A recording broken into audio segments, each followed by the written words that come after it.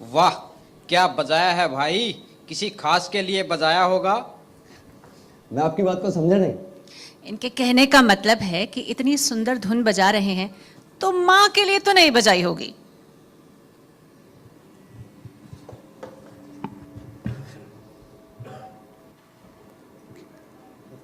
माँ को बीच में लाने की क्या जरूरत थी?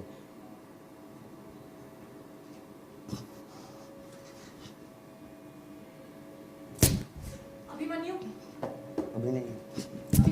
अभिमन्यु मेरी तरफ देखो। बहुत बुरा, मैं सबको हर्ट करता हूँ। नहीं नहीं नहीं नहीं नहीं नहीं नहीं, तुम मेरी बात सुनो। माँ को कुछ नहीं हुआ है, माँ बिल्कुल ठीक है, सब ठीक हो जाएगा। तुम मेरी तरफ देखो, देखो मेरी तरफ।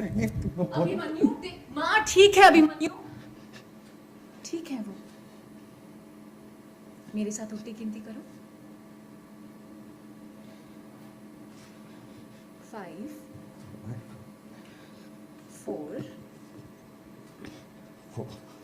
3 2 1। मैंने कहा था ना, सब ठीक हो जाएगा। प्लीज मुझे छोड़ के मत जाओ। जब तक तुम ठीक नहीं हो जाते मैं कहीं नहीं जाऊंगी।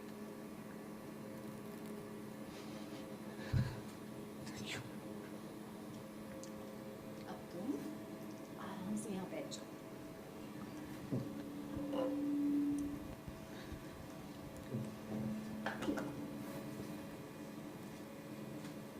बहुत से डॉक्टर्स और नर्सेज हैं अभिमन्यु का केस हैंडल करने से मना करते हैं। ये कहकर that he is too dangerous, वो कभी भी किसी पर भी अटैक कर सकते हैं। लेकिन जब से मैंने उसे थोड़ा सा जाना है, मैंने उसकी केयरिंग और सेंसिटिव साइड देखी, and that gives me hope कि वो ठीक हो सकता है। मुझे पता है आप क्या सोच रहे हैं। आप यही सोच रहे हैं ना कि हमारे प्रोफेशन में इमोशनल होकर नहीं, रैशनल और प्रैक्टिकल होकर पेशेंट का इलाज किया जाता है। मैं जानती हूँ, लेकिन ना जाने क्यों अभिमन्यु के साथ में एक कनेक्शन फील करती हूँ। ऐसा लगता है जैसे हमारा कोई पुराना अधूरा रिश्ता है। मुझे ये नहीं पता कि अभिमन्यु पूरी तरह से कब ठीक होगा, ये मैं नहीं जानती। लेकिन मैं ये जरूर जानती हूँ कि मैं हार नहीं मानूंगी, चाहे कुछ हो जाए। इसी बात पर अर्ज किया है इरशाद इरशाद। सर जडेजा कभी कैच छोड़ नहीं सकता और इस नर्स का हौसला कभी कोई तोड़ नहीं सकता। वाह वाह। वाह वाह वाह वाह, इसी बात पर तालियां। Thank you so much, Abhimanyu, Niyati. Please join us in the audience. Good afternoon. हो गया है? Good afternoon, yes. Good afternoon, everybody. Thank you so much for joining us within hours of ZTV having launched Tere Bina Jiya Jaye Na last night. Agent, tell us a little more about the show.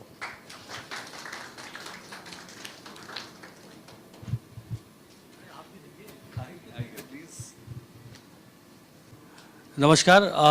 आप लोगों ने अभी जो skit actors ने perform की उससे एक idea तो आप लोगों को आ चुका होगा कि ये कहानी एक पेशेंट और एक नर्स की है। लेकिन वो कहते हैं ना कि जैसे हम प्यार को नहीं चुनते हैं, प्यार हमें चुनता है होने के लिए। तो ठीक इसी तरह से शायद प्यार ने इन दोनों को चुना है एक दूसरे के साथ रहने के लिए। जो भी प्रॉब्लम्स हैं, नियति किस तरह से उसका सामना करती है और किस तरह से अभिमन्यु की ज़िंदगी में जो एक उतार चढ़ाव आता है कि इसे ये दिमागी प्रॉब्लम कहाँ से हुई, कैसे हुई, वो उसका साथ चाहे कुछ भी हो जाए वो उसका साथ नहीं छोड़ सकती, जैसा उन्होंने अभी प्रॉमिस किया सबके सामने। तो हम भी साथ छोड़ने नहीं देंगे। बोलते हैं ना, जो दो लोग होते हैं उनकी जो तकदीर होती है वो बहुत कुछ उनकी तकदीर में ऑलरेडी लिखा होता है। तो आप अपनी तकदीर से तो अभी नहीं जा सकते, जो तकदीर ने आपके लिए फैसला कर रखा है उससे तो आप अभी जा नहीं सकते। तो ये दोनों भी अनजान हैं। एक ऐसे रिश्ते में दोनों आते हैं जहाँ से इनकी कहानी आगे की तरफ बढ़ती है। पहले पेशेंट और नर्स की कहानी होती है, फिर किस तरह से वो पति पत्नी में तब्दील होती है। और जब वो ये जानते हुए भी, नियति की जो एक वो है कि वो जानते हुए भी कि अभिमन्यु एक दिमागी प्रॉब्लम से गुजर रहा है, लेकिन उसके बावजूद भी वो अपने प्यार का, अपने पति का साथ नहीं छोड़ती है। और उसके साथ साथ उसको इस जर्नी में कैसे ये बात पता चलती जाती है कि इस दिमागी प्रॉब्लम होने के पीछे जो अभिमन्यु के साथ हुआ है, उसके पीछे भी एक कोई कहानी है जिसको वो बेसिकली अनफोल्ड करती है आगे की जर्नी में। तो यही है दो लोगों की प्यार की कहानी, जो थोड़े से बहुत सारे ट्विस्ट एंड टर्न्स के साथ है, कुछ किस्मत कनेक्शंस हैं और बहुत सारा प्यार है। तो उम्मीद करता हूँ कि आप सबको ये चीज़ पसंद आएगी, ये कहानी पसंद आएगी। और जैसा कि अनुज ने कहा कि थोड़ा सा लुक एंड फील या जो ट्रीटमेंट है या जिस तरह से हम इस शो को प्रेजेंट कर रहे हैं, वो बेसिकली थोड़ा सा नॉट इन दैट टिपिकल सास बहू वाले जोन में नहीं है शो। थोड़ा सा एक लव स्टोरी है प्रॉपर तरीके की, और मतलब एक प्रेम कहानी है। मेरे लिए बहुत चैलेंज था कि कितने अलग तरीके से हम इसको लिख सकते हैं, और हम पूरी कोशिश कर रहे हैं, पूरी टीम, जी की टीम, हम सब, जतिन, पीयूष, हम सब ये कोशिश कर रहे हैं एक्टर्स कि इसको अच्छी तरीके से आप लोग तक पहुंचाया जा सके। Thank you.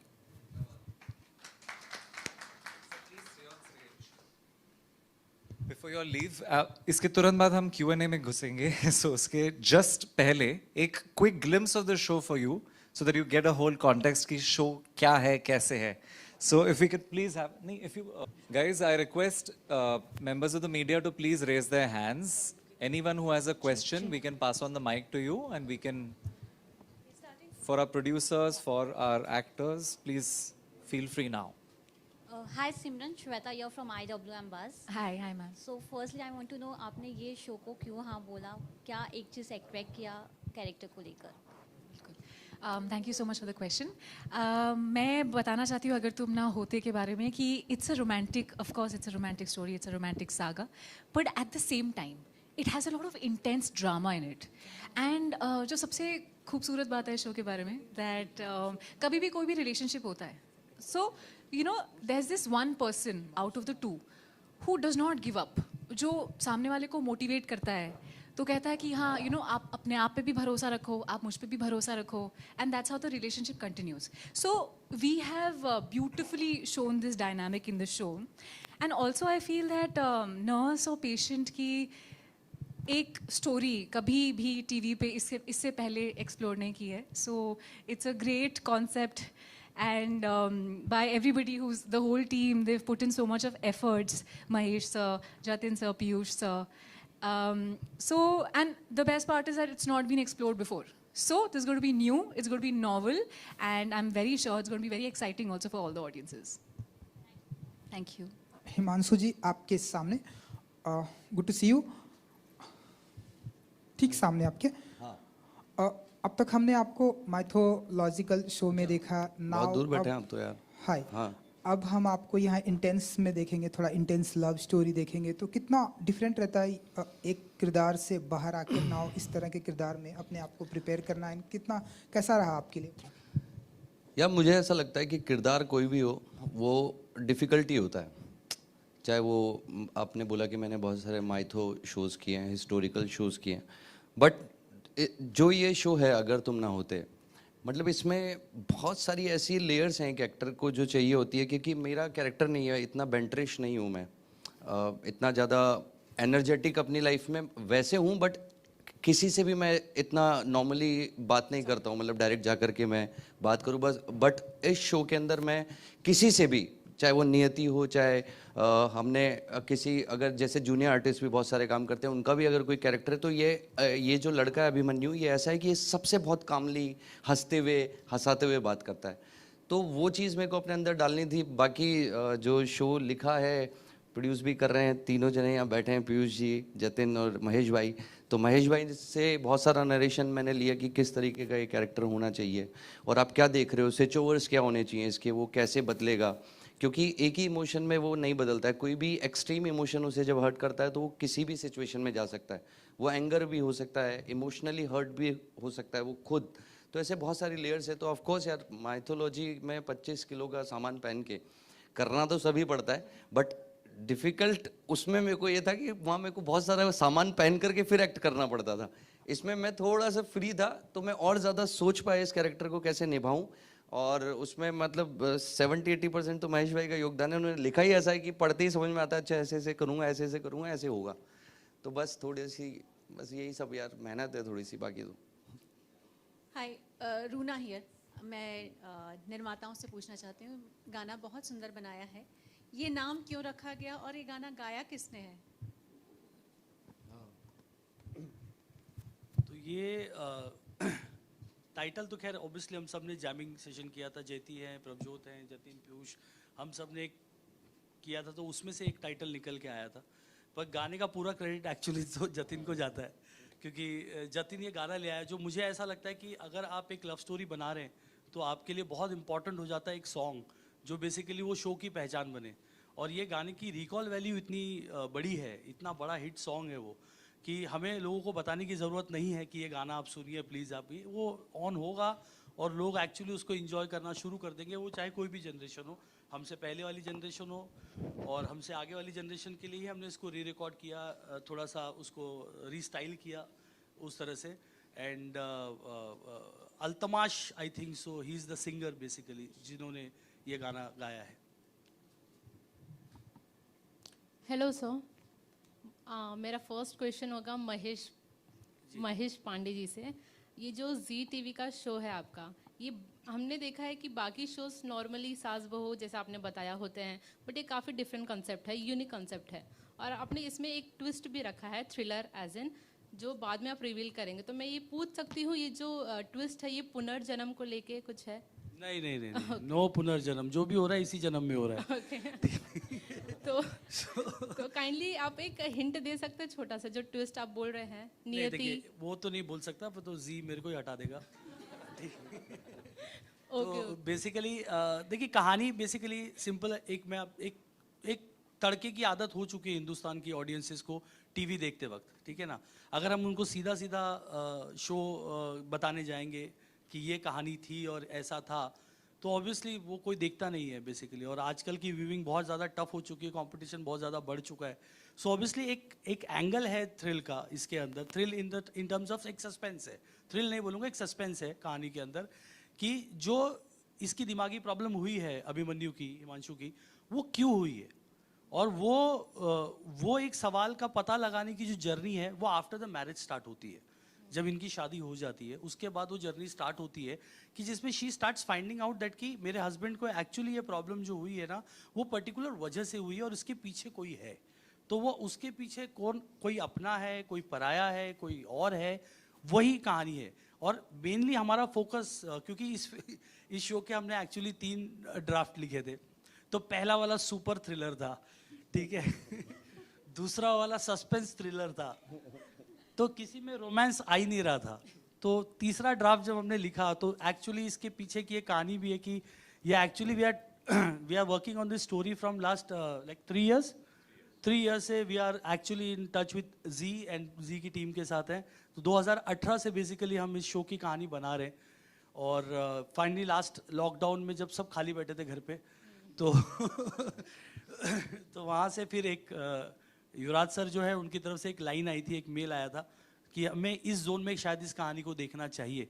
फिर हमने उस कहानी को डेवलप किया, सबने मिल के एक जोर लगाया, तो फाइनली हमने उसको तोड़ लिया कि हमें क्या करना है एक्चुअली इस कहानी के अंदर।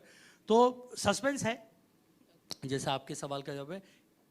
अभिमन्यु से जुड़ा हुआ एक राज है जिसके बारे में बेसिकली नियति पता लगाएगी इवेंचुअली, तो वो उसके बाद आगे जो कहानी चलेगी वो चलेगी। So my next question is for Himanshu sir. आपने पहले जैसे कि एक जन ने पूछा माइथोलॉजी में ये किया है, तो ये जो आपका शो है अगर तुम ना होते, उसमें आपका थोड़ा एक एंग्री यंग मैन वाला लुक दिखाई दिया गया है। तो अब मैं जानना चाहूँगी जो कैरेक्टर आप प्ले कर रहे हैं बाकी सबसे तो काफ़ी अलग है, तो कुछ डिफ़िकल्टीज आई? क्योंकि आपका जो मैंने सुना है रियल कैरेक्टर भी थोड़ा ऐसे ही है।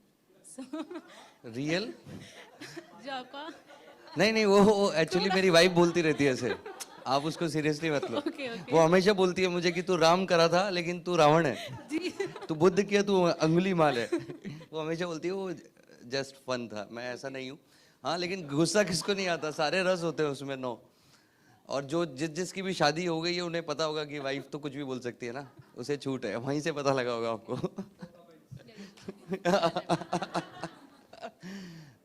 नो ऐसा नहीं है, मैं इतना थोड़ा सुलझा हुआ हूँ अपनी लाइफ में, इतना उलझा हुआ नहीं हूँ जितना अभिमन्यु है। और वो जो थ्रिल पार्ट है वो अभिमन्यु का वही वाला फेज है जब उसको कुछ भी एक्सट्रीम इमोशन हर्ट करता है, उसके दिमाग पर इतना ज़्यादा ज़ोर से असर करता है कि वो ब्लैंक हो जाता है और उसे समझ में नहीं आता मैं क्या कर रहा हूँ। और जो कुछ भी करता है जब वो वापस नॉर्मल होता है तो वो सब कुछ भूल चुका होता है। तो मतलब सब लोग ही थ्रिल है इसमें कि ये हो क्या रहा है इसके साथ, क्या चल रहा है, मतलब कल तो ऐसा था आज ऐसा कैसे हो गया एकदम से। तो वो थोड़ा सा है डिफिकल्ट रहा भी, और शायद अभी भी हम उसको और बेटर करने की कोशिश ही कर रहे हैं एज एन एक्टर। मतलब मैं भी ट्राई कर रहा हूँ कि और कैसे मैं उसको बेटर कर सकूँ, क्योंकि अभी तो 1-2 इमोशन ही आए हैं जो थ्रिल वाले हैं। अभी और आगे जैसे जैसे महेश भाई की कलम चलती रहेगी मेरा और ज़्यादा स्ट्रगल चलता रहेगा इस कैरेक्टर को और अच्छा बनाने के लिए। Thank you. Hi Anita, my question is to you. So first of all, congratulations for this show. Thank you. And promo में जितना हमने देखा, it's not a normal relationship which you are sharing with your on-screen son. So anything which you want to say about your character and किस तरह का रिश्ता आपके बेटे के साथ देखने मिलेगा शो में?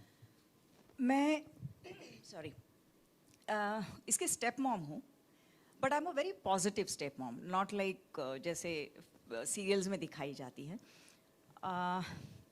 बहुत ही प्यारा रिश्ता है बेटे के साथ। It's more of a friend rather than mom. And इससे ज़्यादा मुझे लगता है आप लोग देखें तो ज़्यादा मज़ा आएगा, फिर सब कुछ बताने का फ़ायदा नहीं है। क्या बात है, राइट? उसी के लिए बना भी रहे हम, तो आई गेस यू गाइज आप लोग फीडबैक दीजिए हमको देख के।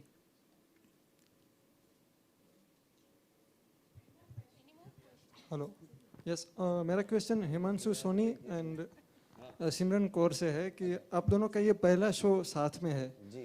तो कैसी बॉन्डिंग रही, कैसा एक्सपीरियंस रहा? ये बहुत अच्छी रही मेरी तो, मतलब जब तक मेरे को ऐसा लगता है आपका को एक्टर 100% नहीं देता तो आप भी 100% परफॉर्म नहीं कर पाते हो। और वो कहीं ना कहीं जब भी हम सेट पर होते हैं तो वो भी पहले से इतनी प्रिपेयर होकर आती है किसी भी सीन को करने के लिए कि जब गिव एंड टेक जो होता है एक किसी भी एक्टर के लिए बहुत बड़ी चीज़ होती है। तो वो रिएक्शन चाहे उसका ओएस हो चाहे मेरा हो, तब भी वो अगर उसी फ्लो से देती है, उसी एनर्जी के साथ देती है तो बहुत अच्छा है। तो यार अभी तक तो मतलब amazing experience, thank you so much. हाँ। I also would like to say about this that Himanshu is so sweet and he's so supportive. In fact, and it's a teamwork. So जब भी हमारे scenes होते हैं उसके पहले he's like let's rehearse. So it's very important, you know, when you're so dedicated towards your work and you're so passionate about it. So and he supports so much. So that's a very very sweet factor about him. Thanks to you too. Thank you.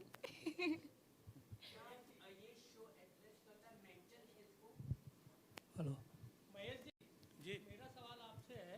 अच्छा सवाल आया था। हाँ देखिए, एक mental issue है जो जिसको हम एक्चुअली शब्द नहीं देना चाहते, बट एक दिमागी प्रॉब्लम है। जैसे हिमांशु ने बहुत ही क्लियरली कहा कि अगर किसी भी तरह के वो एक्सट्रीम इमोशन से गुजरता है तो 1 सेकंड के लिए वो फेज आउट हो जाता है, अपने नॉर्मल उस थॉट से बाहर आ जाता है। और वो एक कहीं ना कहीं बहुत ही टेक्निकलिटी जो है वो आपको इवेंचुअली जब आप शो देखेंगे तो आपको पता चलेगा कि वो है। हम बहुत सेंसिटिव तरीके से उसको डील ज़रूर कर रहे हैं, बिकॉज पीपल आर देयर जो इस तरह की किसी तकलीफ से गुजरते हैं। तो हमने उस चीज़ का हमने ध्यान रखा है कि हम थोड़ा सेंसिटिव इस चीज़ को डील करें, क्योंकि हॉस्पिटल और एक नर्स और एक पेशेंट, जैसे आपने नियति का देखा, वो बहुत विजुअली थोड़ा सा बोरिंग हो जाता है टीवी व्यूइंग के पॉइंट ऑफ व्यू से। सो हमने बहुत मेक श्योर किया है कि थोड़ा, इसलिए नियति शायरी कर लेती है, नियति हंस लेती है, बात कर लेती है और दूसरों की तकलीफ समझ जाती है। ज़्यादा ओवर ड्रामेटिक नहीं है नियति।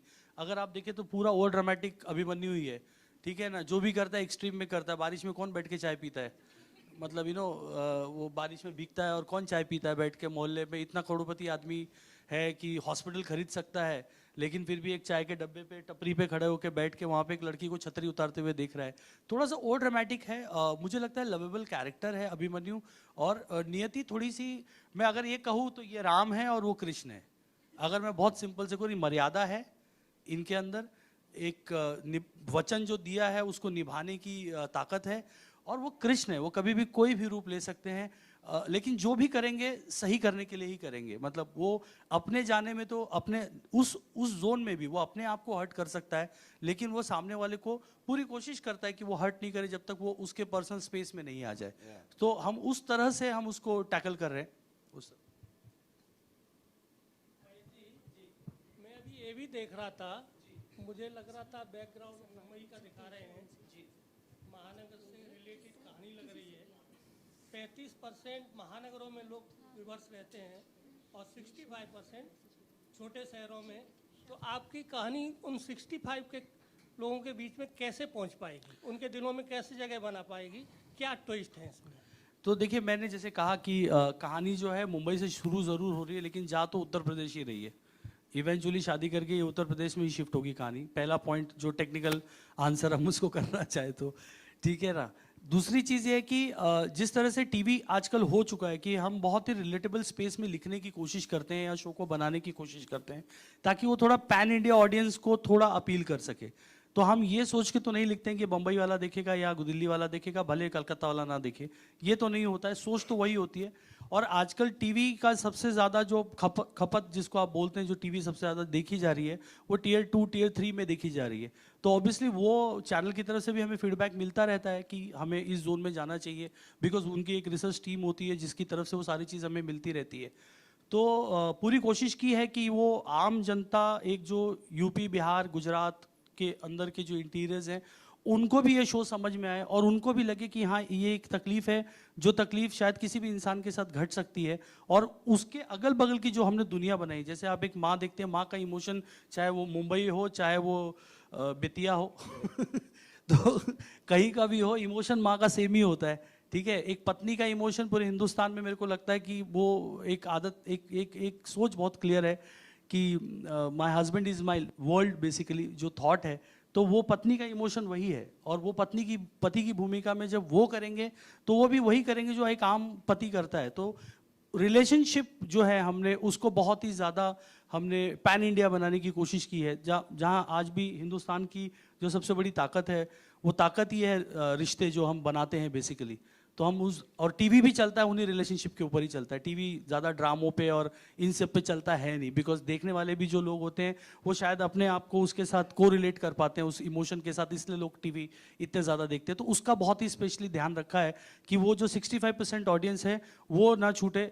35 छूटती तो छूट जाए कोई टेंशन नहीं है, 65 नहीं छूटे sir. Hi, this is Riddhi from टेलीचस्का। सो मेरा आप सबसे ये क्वेश्चन है कि इस शो के थ्रू आप क्या मैसेज देना चाहते हो ऑडियंसेस को? प्यार बहुत बड़ी चीज़ है, प्यार बहुत बड़ी ताकत है। और प्यार के अलग अलग रूप होते हैं। कभी आपने एक बॉयफ्रेंड गर्लफ्रेंड के रूप में देखा, एक पति पत्नी के रूप में देखा, लेकिन एक डिफ़िकल्ट सिचुएशन में भी प्यार कैसे सर्वाइव करता है। कि बहुत सारे हमने रिश्ते देखे कि भाई शादी के बाद पति पागल होता है, तो भाई पति या पत्नी में से कोई एक दिमागी तौर से अगर आप ख़राब हो जाता है दिमाग, तो आप अलग हो जाते हैं लोग। ओके, क्योंकि वो बर्डन कोई लेना नहीं चाहता कि अब ये बोझ बन चुका है मेरे लिए या बोझ बन चुकी है मेरे लिए। तो this is the beauty of our show, that कि हम इसमें एक्चुअली प्यार में लोगों को हमेशा मरते हुए देखा है हमने। ये प्यार में लोगों को जीना सिखाएगी ये कहानी, कि लोगों को प्यार में जीना कैसे है। तकलीफ आई तो तकलीफ में लड़ना कैसे। तो ये शिद्दत है, ये प्यार है जो बांध के रखती है, रिश्ते की वैल्यू करती है। तो ये इस कहानी का एक्चुअली कहना हम यही चाहते हैं। चाहे वो माँ बेटे का रिश्ता हो, चाहे पति पत्नी का रिश्ता हो, चाहे मामा भांजा का रिश्ता हो, हर कोई इस कहानी के अंदर, nobody is actually a villain. अगर आप ये शो देखेंगे, इस शो के अंदर कोई वैम्प करके हुए आपको नहीं दिखाई देगी, बड़ी बिंदी लगा के ऐसे नहीं घूम रही है। ठीक है, क्योंकि रियल लाइफ में कोई विलन नहीं होता। रियल लाइफ में हर आदमी अपने आप को जस्टिफाई कर समझता है कि ये रावण ने को भी अगर ये अंदाज़ा होता तो वो उतनी बड़ी गलती नहीं करता। रावण से बड़ा कोई प्रकांड पंडित नहीं था, लेकिन फिर भी वो गलत कर गया। तो वो हालात होते हैं जो इंसान को बेसिकली थोड़ा सा 19-20 जाते हैं, वो उसके नज़रिए से सही है, लेकिन शायद हमारे नज़रिए से वो गलत होता है। तो इस शो में कोई विलन नहीं है। इस शो के अंदर सिचुएशंस है, हम उस सिचुएशन के साथ डील कर रहे हैं। ये कहानी। महेश जी, क्या जो तकलीफ आपने दिखाई है, जो तकलीफ आपने जनरेट की है, उसका हल भी बताया वहाँ पे? हाँ सर। नहीं तो लोग इस शो को देख के उसी हल को ढूंढते रहे, डॉक्टरों को छोड़ दें। नहीं सर, हम उतने बड़े तो नहीं है कि हम इस तकलीफ का हल टीवी पे निकाल लें, लेकिन तकलीफ का हल बहुत देर बाद आएगा सर। अभी क्यों ढूंढना है, अभी चलने देते हैं शो। पहले तकलीफ देख लेते हैं, तकलीफ को जितनी जल्दी ढूंढा उतनी जल्दी लेटर आ जाएगा। Thank you. Thank you so much, guys. I think we've had a fairly exhaustive round of Q&As. Interviews to chalte rahenge. We'll facilitate all of those at the round tables for the cast as well as the producers. So thank you so much. Please Thank you reach so out much. to the PR team, and we should do one photo op before we sign off, though. So if you all could just please stand up, and we'll call the photographers and the news channels to come forth.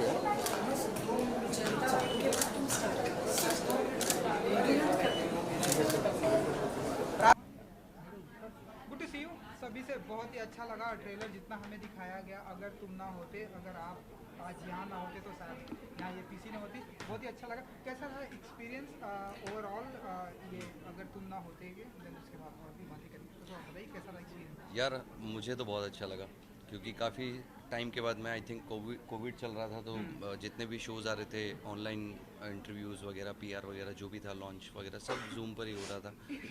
I think मतलब आज वैसी 2 साल पहले वाली feeling आ रही जब हम show launch होता था, जाते थे, आप लोगों से मिलते थे। It's a very good feeling right now. Madam आप बताइए, आप एक नर्स बनी है, नर्स का जो इतना फर्ज होता है, मैंने देखा आपने पूरी तरह से किया। तो बताइए कि ये कैसा रहा एक्सपीरियंस? मैं तो आशिक को अपने कंट्रोल में रखना। मैं तो बहुत एक्साइटेड हूँ इस शो के लिए, और मैं एक अभी वो सब patient later on no develop होगा, राइट? राइट मैं बहुत ही केयरिंग और डेडिकेटेड नर्स का कैरेक्टर प्ले कर रही हूँ, और I have huge respect for nurses and doctors and all the health care professionals. In fact अभी जब पैंडमिक का टाइम था, तो सबने all these frontline workers, they are are heroes, और उन्होंने पूरे हार्ड वर्क के साथ काम किया है और सबकी लाइफ सेव की है। और जो हमारी स्टोरी है अगर तुम ना होते, ये बहुत ही इंटरेस्टिंग स्टोरी है। इसमें आपको ऐसे ऐसे कैरेक्टर्स मिलेंगे जो आपने कभी देखे नहीं होंगे, ऐसा कॉन्सेप्ट आपने पहले कभी देखा नहीं होगा। अनिता जी, हाँ जी बताइए। अनिता जी आप पहले तो आप कुछ कह रहे थे, आप वो बताइए, मैडम का सवाल है। हाँ, इन्होंने जो कहा ना कि जैसे रिश्ते इस सीरियल में आपको देखने को मिलेंगे, वो आज तक आपने किसी सीरियल में नहीं देखे होंगे, और बस वही उसी को। हाँ जी, मुझे आपसे एक क्वेश्चन पूछना है। प्लीज। आपका जो ये कैरेक्टर है, स्टेप मॉम आपने कहा, बट ये ना पॉजिटिव है, तो आपका अपने कैरेक्टर में जो आप प्ले कर रही हैं इनके मम्मी का रोल, तो आप काफ़ी सेंसिटिव है, काफ़ी टची है इनको लेके, तो क्या आप पहले से जानती हैं इनके? या मेरा और मेरी माँ का रिश्ता, इन्होंने कहने को बोल दिया कि ये स्टेप मॉम है, बट शायद रियल मॉम से भी ज़्यादा है। मतलब मैं इनसे बहुत प्यार करता हूँ, बहुत, मतलब बहुत के आगे कोई सीमा नहीं है, और ये भी मुझसे उतना ही प्यार करती हैं। इसलिए उन्होंने बोला कि ये कोई वैम्प या फिर कोई नेगेटिव एंगल नहीं है, शी इज़ सो पॉजिटिव। बाकी मम्मी जी ने एक शब्द में क्लियर कर दिया था कि माँ बेटे का रिश्ता मतलब एज ए फ्रेंड, और फ्रेंड माँ बेटे, या मैं अपने फादर से फ्रेंडली तभी हूँगा जब हम बहुत प्यार करते होंगे। हर चीज़ बात कर सकता हूँ मैं, कुछ भी कर सकता हूँ, इसलिए अपनी प्रॉब्लम भी उन्हें सारी पता है। आपको क्या लगता है माँ? मुझे यही लगता है कि जैसे एक दोस्त का रिश्ता जो एक माँ बेटे या बाप बेटे के बीच में होता है, उसमें डर नहीं होता, और तभी वो दोस्त बन सकता है। करेक्ट।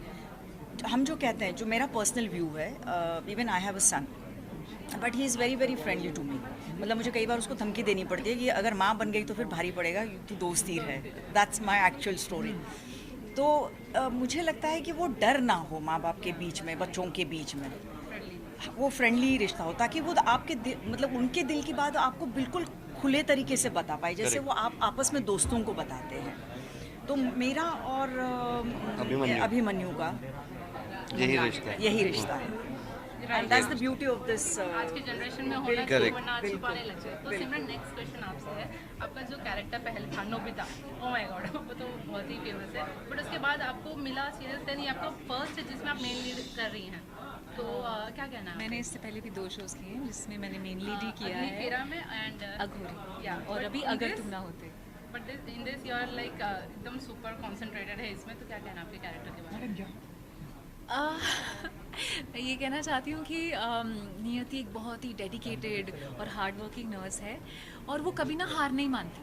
मतलब जैसे अभिमन्यु, उसका पेशेंट है, सारे डॉक्टर्स ने हार मान ली, कोई उसका इलाज नहीं कर रहा, लेकिन नियति एक ऐसी नर्स है जो कहती है कि नहीं, चाहे कुछ हो जाए, मैं इस पेशेंट को ठीक करूँगी और मैं इनके साथ रहूँगी, मैं इनका साथ नहीं छोड़ूंगी जब तक कि ठीक नहीं हो जाते। तो वो एक डेडिकेशन होना अपने करियर को लेकर, अपने प्रोफेशन को लेकर, वो एक बहुत बड़ी बात है। एंड प्लस वो शायरी भी करती है। अगर जैसे अभिमन्यु कभी सैड हो जाता है तो उसको चीयर अप करने के लिए नियति फिर शायरियाँ बोलती है, विच इज़ लाइक, और मैं भी अपनी रियल लाइफ में शायरीज करती हूँ, तो मुझे मतलब I connect with my character so much. और कुछ? यस, 10:30 बजे ZTV पर, और देखना है ज़रूर, आप सबको देखना है। और आप मैं वेट करूंगा। देना है, सबसे ज़्यादा ज़रूरी वो है, आप लोगों का फीडबैक मैटर करेगा। तो आप तीनों को कोई दिवाली प्लान्स अगर अपने फैंस को बता आप लोगों के साथ मनाना चाहूँगा अगर शूट नहीं हुआ तो उस दिन, क्योंकि आप लोग आओगे ना सेट पे, तो जरूर बनाएंगे। Wish you very very very happy Diwali. हमारी जनता के लिए भी हैप्पी दिवाली। और आप सबको भी हैप्पी दिवाली। मतलब ये दिवाली आप सबके घर को वापस से रोशन कर दे, जगमगा दे, और जितना भी हमने 2 साल में झेला है वो सब खत्म हो जाए और एक नई लाइफ हम फिर से स्टार्ट करें, बस यही दुआ करूँगा। 9 नवंबर 10:30 बजे ZTV पर, अगर तुम ना होते। हम हैं, होना जरूर है ना।